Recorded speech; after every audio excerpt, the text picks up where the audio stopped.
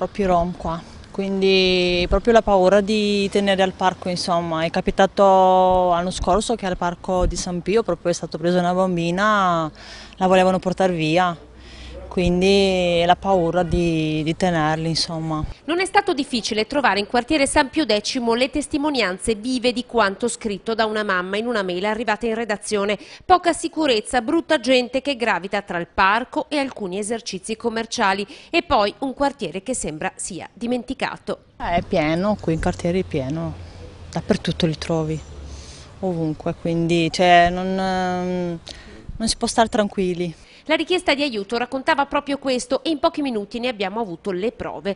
Dai muri imbrattati, ovunque, anche sulla facciata di questa chiesetta, agli edifici abbandonati e scopriamo che il quartiere aveva anche raccolto delle firme per questo.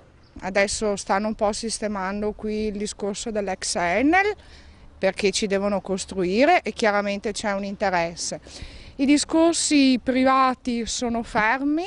Qui c'è una casa abbandonata dove ci sono persone senza tetto che magari ci vanno anche a vivere. Questa casa abbandonata ha le finestre in alto nel sottotetto aperte, per cui nidificano i colombi.